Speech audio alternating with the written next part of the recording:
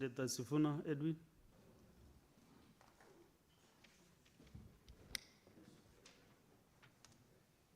Speaker, as you're aware, we'll be visiting the Sugar Belt this weekend.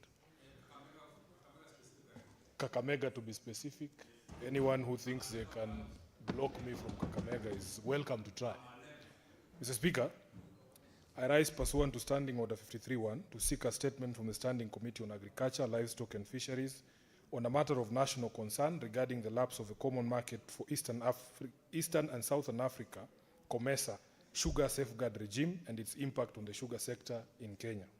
Mr. Speaker, the government has indicated that the sugar sector in the country has attained competitive levels and will not experience any disruption following the lapse of the COMESA sugar safeguard regime on November 30th, 2025.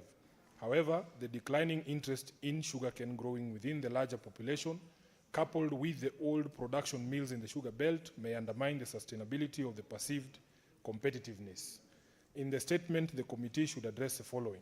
Number one, the total acreage of land currently under sugarcane cultivation compared to the data from 2023 and 2024, and obtain information on the strategies being implemented to encourage sugarcane farming and sustain its growth.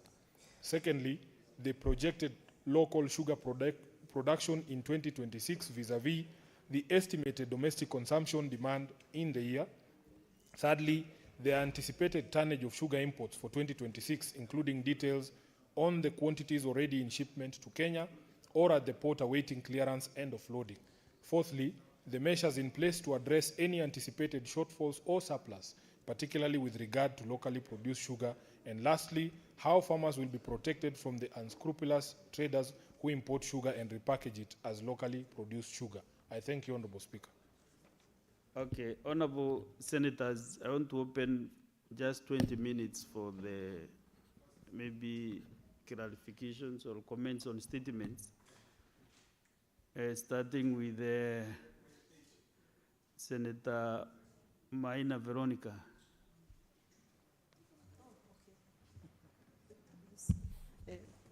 Honorable Speaker, I want to cede my chance to another senator to first proceed.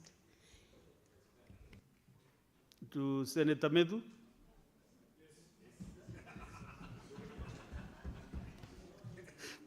Senator Medu.